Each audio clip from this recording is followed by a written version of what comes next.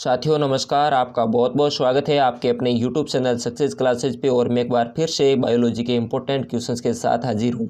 साथियों ये क्वेश्चंस आपके बीएससी नर्सिंग एंट्रेंस एग्जाम की दृष्टि से बहुत ही इंपॉर्टेंट रहने वाले हैं। तो इन क्वेश्चंस को अपन 1 बाय 1 सॉल्व करने वाले हैं। तो आ जाइए अपने मोबाइल और लैपटॉप की स्क्रीन पर और इन क्वेश्चंस को करना स्टार्ट कर देते हैं। देखिए यहाँ पे क्वेश्चन नंबर फर्स्ट आपको नजर आ रहा होगा। यहाँ पे पूछा गया है कि निम्नलिखित में से जन्मजात रोग हैं। यहाँ पे आपको जन्मजात रोग के बारे में बताना है। चारों विकल्प नीचे दे रखे हैं, उनमें से जन्मजात रोग कौन सा है ये आपको बताना है।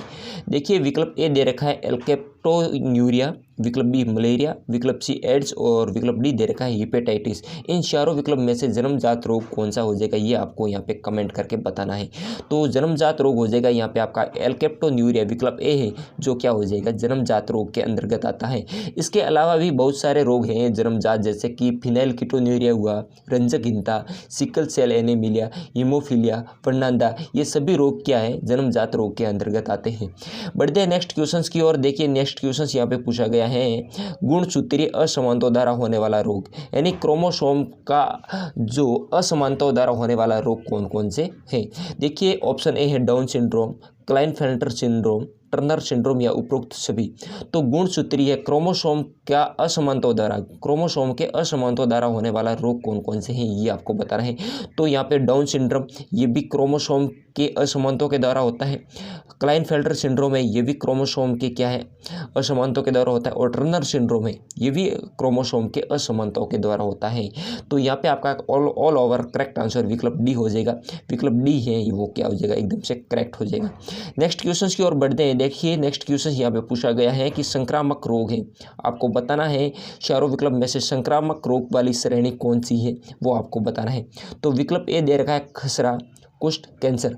तो यहाँ पे खसरा और कुष्ठ ये संक्रामक रोग हो जाएंगे, लेकिन कैंसर है वो संक्रामक रोग नहीं है। तो ये भी विकल्प क्या हो गया रॉन्ग हो गए। नेक्स्ट विकल्प दे रखा है कुष्ठ और खसरा, ये दोनों क्या है संक्रामक रोग के अंतर्गत आते हैं। तो देखिए नेक्स्ट ये दोनों ये विकल्प बी है जो करेक्ट हो गया, बाकी तीनों विकल्प हैं जो क्या हो गए रॉन्ग हो गए। नेक्स्ट क्वेश्चन की ओर बढ़ते देखिए यहाँ पे आपको बताना है बहुत ही इंपॉर्टेंट क्वेश्चन आपके एग्जाम की दृष्टि से। वह जीव जो पौधों व जंतुओं में रोग उत्पन्न करते हैं कहलाते हैं, यानी वह जीव जो पौधों तथा जंतुओं दोनों के अंदर रोग उत्पन्न करने वाले को अपन क्या कहेंगे ये आपको बताना है। तो उसे अपन सामान्यत क्या कहेंगे। विकल्प ए दे रखा है रोगजनक, विकल्प बी वाहक, विकल्प सी कीट और विकल्प डी दे रखा है कर्मी। तो पौधों तथा जंतुओं में रोग उत्पन्न करने वाले को अपन क्या कहेंगे सामान्यत रोगजनक कहेंगे। विकल्प ए यहाँ पे आपका क्या रहने वाला है राइट रहने वाला है। नेक्स्ट क्वेश्चन की ओर बढ़ते हैं। देखिए यहाँ पे आपको बताना है कि निम्न में से कौन सा जीवाणु जनित रोग है। देखिए यहाँ पे आपको जीवाणु जनित रोग के बारे में बताना है। तो जीवाणु जनित रोग कौन सा हो जाएगा पोलियो, पायरिया, अतिसार या फिर हाथीपांव। तो यहाँ पे आपका करेक्ट आंसर क्या रहने वाला है ये आपको कमेंट करके बताना है। जीवाणु जनित रोग बैक्टीरिया जनित रोग कौन सा है वो यहाँ पे आपको बताना है। कौन सा हो जाएगा फटाफट से कमेंट कीजिए इसका राइट आंसर। तो यहाँ पे आपका राइट आंसर हो जाएगा वो हो जाएगा अतिसार है जो जीवाणु जनित रोग होगा, जो जीवाणु जनित रोग होता है। नेक्स्ट क्वेश्चन की ओर बढ़ते हैं। देखिए यहाँ पे क्वेश्चन पूछा गया है, मैं इसको थोड़ा सा बड़ा कर लेता हूँ क्वेश्चन आराम से नजर आ जाए। देखिए यहाँ पे पूछा गया है कि BCG का प्रयोग किसे रोकने में होता है, यानी जो BCG का अपन टीका लगवाते हैं वो किसको रोकने के लिए लगवाते हैं, किस BCG का टीका है वो किसके लिए सक्सेसफुल होता है। तो BCG का प्रयोग अपन किसके लिए करते हैं। विकल्प ए दे रखा है काली खांसी को, विकल्प बी कैंसर को, विकल्प सी TB को और विकल्प डी दे रखा है मधुमेह को। तो BCG का टीका है वो अपन किसके लिए लगाते हैं वो आपको यहाँ पे बताना है किसके लिए लगाते हैं। फटाफट से इसका राइट आंसर है वो कमेंट कर लीजिए। तो BCG के टीका अपन लगाते हैं TB को रोकने के लिए। TB रोग के लिए अपन कौन सा टीका लगवाते हैं BCG का टीका लगवाते हैं। बाकी कैंसर वगैरह के लिए अगर आप BCG का टीका लगाएंगे तो वो कभी भी रुकने वाला नहीं है। नेक्स्ट क्वेश्चंस की ओर बढ़ते हैं। देखिए BCG का टीका अपन ने TB के लिए लगा दिया, अब अपन को टीका लगाना है DP टीका, वो किसके लिए लगाएंगे वो आपको यहाँ पे बताना है। BCG का टीका तो अपन ने TB के लिए लगा लिया, लेकिन DPT का टीका है प्रयोग अपन किसको रोकने के लिए करेंगे ये आपको बताना है। विकल्प ए दे रखा है ट्यूबरकुलोसिस के लिए, विकल्प बी डिप्थीरिया के लिए और विकल्प सी पोलियो और विकल्प डी प्रोटोजोआ। इनमें से करेक्ट आंसर क्या हो जाएगा DPT। इस क्वेश्चन के अंदर ही आंसर छुपा हुआ है। DPT मतलब डिप्थीरिया के लिए, यानी विकल्प बी है वो आपका एकदम से क्या हो जाएगा करेक्ट हो जाएगा। विकल्प बी को आपका डिप्थीरिया है जो DPT का टीका लगाना सही है। नेक्स्ट क्वेश्चन की ओर बढ़ते हैं। देखिए यहाँ पे आपको बताना है, मैं इसको थोड़ा सा और बड़ा कर लेता हूँ, जूम कर लेता हूँ। देखिए यहाँ पे क्वेश्चन पूछा गया है कि डिप्थीरिया संबंधित है डिप्थीरिया है वो किससे संबंधित है? डिप्थीरिया के लिए अपन ने डीपीटी का टीका तो लगा लिया, लेकिन डिप्थीरिया है वो किससे संबंधित हो जाएगा वो आप यहाँ पे आपको बताना है। यकृत से संबंधित, रुधिर से संबंधित, गले से संबंधित या फिर पलिया से संबंधित। डिप्थीरिया किससे संबंधित हो जाएगा यहाँ पे आपको बताना है। तो डिप्थीरिया मेरे प्यारे मित्रों गले से संबंधित रोग है, गले से संबंधित हो जाएगा। विकल्प सी एकदम से यहाँ पे क्या हो जाएगा, अपना राइट आंसर हो जाएगा। नेक्स्ट क्वेश्चन की ओर बढ़ते देखिए, यहाँ पे आपको बताना है चिकनगुनिया रोग संचरित होता है। जो चिकनगुनिया रोग है वो किसके द्वारा संचरित होता है, एक दूसरे के अंदर किसके द्वारा फैलता है, वो आपको बताना है। घरेलू मक्खी के द्वारा, एडिस मच्छर के द्वारा, काकरोच के द्वारा या फिर मादा एनाफिलीज के द्वारा। किसके द्वारा होता है ये आपको यहाँ पे बताना है। चिकनगुनिया रोग संचरित होता है किसके द्वारा संचरित होता है, फटाफट से कमेंट कीजिए, मैं आपके कमेंट का इंतजार कर रहा हूँ, फटाफट से कीजिए। तो चिकनगुनिया रोग है मेरे प्यारे मित्रों वो होता है एडिस मच्छर के द्वारा। विकल्प बी यहाँ पे आपका क्या हो जाएगा, एकदम से राइट रहने वाला है। एडिस मच्छर के द्वारा कौन सा रोग होता है, चिकनगुनिया रोग होता है। नेक्स्ट क्वेश्चन की ओर बढ़ते देखिए, यहाँ पे आपको बताना है टीनियसिस का संक्रमण मुख्यतः किसके कारण होता है। देखिए क्वेश्चन इंपॉर्टेंट है, बताना है यहाँ पे आपको टीनियसिस का संक्रमण है वो मुख्यतः किसके द्वारा होता है, मच्छर के द्वारा, कम पके हुए भोजन के द्वारा या फिर संक्रमित भोजन तथा जल के द्वारा या उपरोक्त में से कोई नहीं। टीनियसिस का मतलब पहले तो आपको टीनियसिस संक्रमण है वो किसके द्वारा होता है ये आपको बताना है। तो मेरे प्यारे मित्रों यहाँ पे आपका जो करेक्ट आंसर हो जाएगा वो हो जाएगा कम पके हुए भोजन। यहाँ पे आपका विकल्प बी है जो क्या हो जाएगा, करेक्ट हो जाएगा। यानी जो अधपका भोजन होता है, जो कि आप कह सकते हो जो सूअरों का अधपका मांस होता है उसके द्वारा, या जो बिना धुई हुई सब्जियाँ होती है उसके द्वारा भी ये रोग हो जाता है। इसके अंदर जो रोग होता है वो डाइजेशन सिस्टम में क्या हो जाती है, गड़बड़ी हो जाती है, पाचन में गड़बड़ी हो जाती है और कोई भी रुचि नहीं लगती, कोई भी काम करने में रुचि नहीं लगती, अरुचि रहती है और मिर्गी जैसी समस्या हो जाती है इस रोग के अंदर।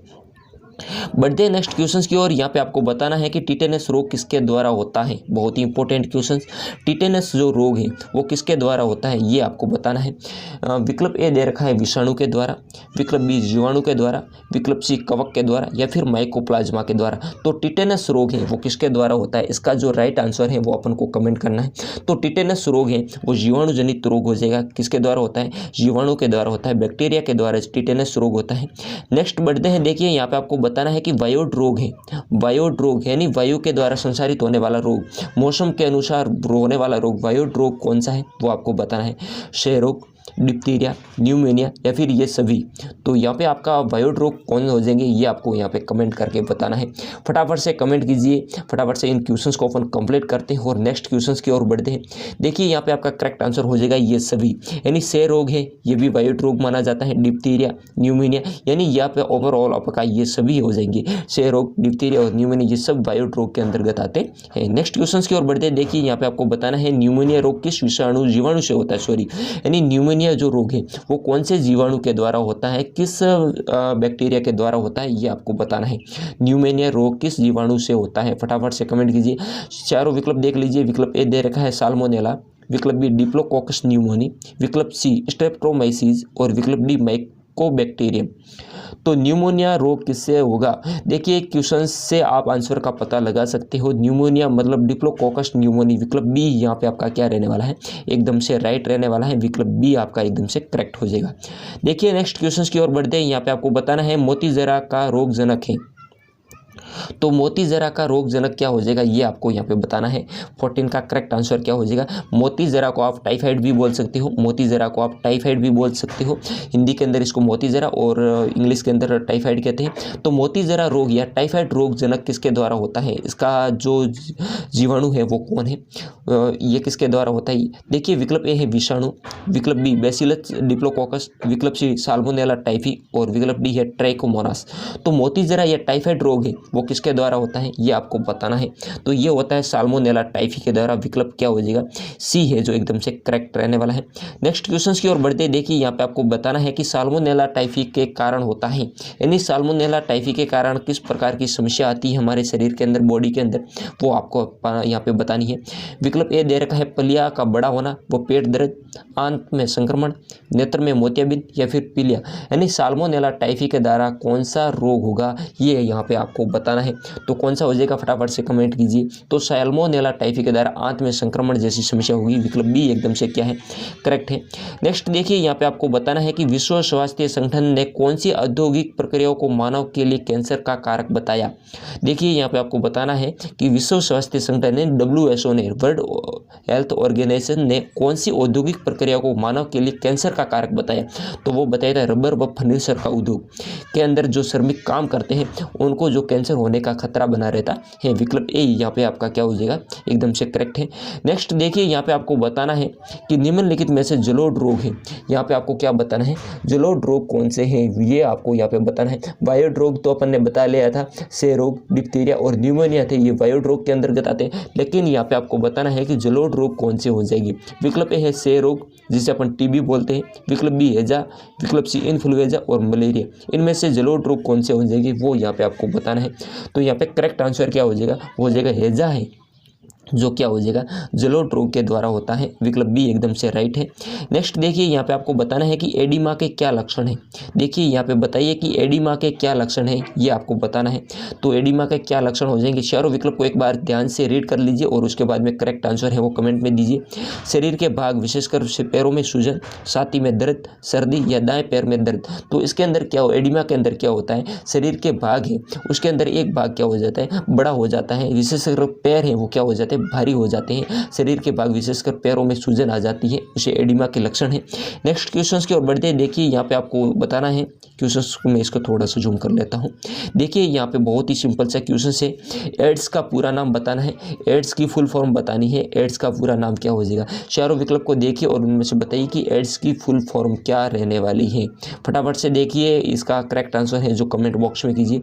एड्स का पूरा नाम क्या हो जाएगा, तो इसका जो पूरा नाम हो जाएगा वो हो जाएगा एक्वायर्ड इम्यूनोडिफिशियंसी सिंड्रोम।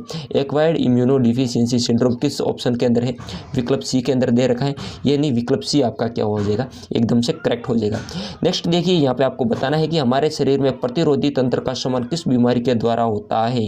हमारे शरीर के अंदर प्रतिरोधी तंत्र का जो समान है वो किस बीमारी के द्वारा होता है, वो यहाँ पे आपको बताना है। तो वो होता है एड्स के द्वारा। विकल्प ए यहाँ पे आपका एकदम से राइट है। नेक्स्ट देखिए, एड्स एक प्रकार की बीमारी है, बहुत ही अच्छा क्वेश्चन है। यानी एड्स है वो किस प्रकार की बीमारी है, जीवाणु बीमारी है, विषाणु जनित, कवकीय या हार्मोन से संबंधित बीमारी है। तो एड्स है मेरे प्यारे मित्रों, वो किससे संबंधित हो जाएगी, वो यहाँ पे आपको बताना है। क्या हो जाएगा इसका करेक्ट आंसर, फटाफट से कमेंट कीजिए। तो मेरे प्यारे मित्रों, एड्स है वो विषाणु जनित है, वायरस जनित बीमारी है। विकल्प बी है जो एकदम से यहाँ पे अपना राइट आंसर है। देखिए नेक्स्ट क्वेश्चन यहाँ पे पूछा गया है, बहुत ही इंपॉर्टेंट क्वेश्चन। निम्नलिखित में से किस रोग को टीकाकरण या प्रतिरक्षण द्वारा नहीं रोका जा सकता, यानी किस रोग को अपन टीके के द्वारा या प्रतिरक्षण के द्वारा नहीं रोक सकते, वो रोग कौन सा है। ऑप्शन ए है polio, option B diphtheria, option C एंजाइमा और ऑप्शन डी है तपेदिक। तो इनमें से कौन सा रोग है जो अपन टीकाकरण या प्रतिरक्षण के द्वारा नहीं रोक सकते, तो वो रोग हो जाएगा अपना एंजाइमा। विकल्प सी है जो एकदम से क्या है, राइट रहने वाला है। नेक्स्ट क्वेश्चन की ओर बढ़ते हैं। देखिए यहाँ पे आपको बताना है कि इंटरफेरोन्स है, इंटरफेरोन्स क्या है ये आपको बताना है। तो इंटरफेरोन्स क्या हो जाएंगे, फटाफट से इसका राइट आंसर कमेंट कीजिए। प्रति विषाणु प्रोटीन्स, प्रति जीवाणु प्रोटीन्स या एंटी कैंसर प्रोटीन्स या उपरोक्त में से कोई नहीं। इसका करेक्ट आंसर क्या रह जाएगा, फटाफट से कमेंट कीजिए। तो एंटीफेरोन से वो हो जाएगी उपरोक्त में से कोई नहीं, यानी ये सभी नहीं होने वाले हैं। विकल्प डी एकदम से क्या रहने वाला है, करेक्ट है। नेक्स्ट देखिए यहाँ पे आपको बताना है कि पोलियो के टीके का निर्माण सर्वप्रथम किसके द्वारा किया गया था, यानी पोलियो के टीके का सर्वप्रथम निर्माण या किस वैज्ञानिक के द्वारा किया गया था, किस महान वैज्ञानिक के द्वारा किया गया था, वो आपको यहाँ पे बताना है। चारों वैज्ञानिक आपके स्क्रीन पर है, बस आपका जो करेक्ट आंसर है ABCD में से कोई भी राइट आंसर है वो जो अपने कमेंट बॉक्स में दीजिए। विकल्प ए दे रखा है जे सॉल्क, विकल्प बी लुइस पास्चर, विकल्प सी जीजे मॉन्डल और विकल्प डी है वॉटसन। तो पोलियो के टीके का निर्माण किया था सर्वप्रथम, वो किया था जे सॉल्क ने। विकल्प ए यहाँ पे अपना जो है राइट आंसर है। नेक्स्ट देखिए यहाँ पे आपको बताना है कि मलेरिया के लिए सबसे अधिक प्रमाणित औषधि है। देखिए बहुत ही इंपॉर्टेंट क्वेश्चन है, मलेरिया के लिए प्रमाणित औषधि कौन सी है वो यहाँ पे आपको बतानी है। मलेरिया के लिए प्रमाणित औषधि कौन सी हो जाएगी, विकल्प ए दे रखा है स्ट्रेप्टोमाइसिन, विकल्प बी कुनेन, विकल्प सी पेनिसिलिन और इनमें से कोई नहीं। तो मलेरिया के लिए जो प्रमाणित औषधि है मेरे प्यारे मित्रों वो हो जाएगी कुनेन की औषधि। विकल्प बी एकदम से क्या है, राइट आंसर रहने वाला है। नेक्स्ट क्वेश्चन देखिए यहाँ पे आपको बताना है कि काला आजार किसके द्वारा होता है। जो काला आजार बीमारी है वो किसके द्वारा होता है, किस कवक के द्वारा होता है, वो यहाँ पे आपको बताना है। विकल्प है एस्केरिस, लिस्माइनिया, साल्मोनेला या फिर ट्रिपेनोसोमा। तो काला अजार है वो किसके द्वारा होता है, ये आपको यहाँ पे कमेंट करके बताना है। तो किसके द्वारा होता है फटाफट से कमेंट कीजिए। मैं इसका जो करेक्ट आंसर है जो आपको बता देता हूँ, काला अजार है वो एस्केरिस कवक के द्वारा होता है। विकल्प ए है जो आपका एकदम से क्या हो जाएगा, राइट है। देखिए नेक्स्ट क्वेश्चन यहाँ पे आपको पूछा गया है, एंड अमीबा जिंजीवैलिस से होता है। देखिए यहाँ पे आपको बताना है एंड अमीबा जिंजीवैलिस से कौन सा रोग होता है, ये आपको यहाँ पे बताना है। अस्थमा, पेसिस, मसूड़ों का रोग या फिर एड्स। बताइए इसका जो करेक्ट आंसर है वो क्या हो जाएगा। एंड अमीबा जिंजीवैलिस से कौन सा रोग होता है ये आपको बताना है। तो इसके द्वारा अस्थमा रोग होता है। विकल्प ए है जो आपका एकदम से क्या हो जाएगा, एकदम से राइट आंसर विकल्प ए रहने वाला है। नेक्स्ट क्वेश्चन देखिए यहाँ पे आपको बताना है एस्केरिस किसके द्वारा स्थानांतरित होता है। देखिए यहाँ पे आपको बताना है कि एस्केरिस है वो किसके द्वारा स्थानांतरित होता है, एक दूसरे के अंदर कहाँ किसके द्वारा है जो स्थानांतरित होता है, ट्रांसफर होता है, ये आपको बताना है।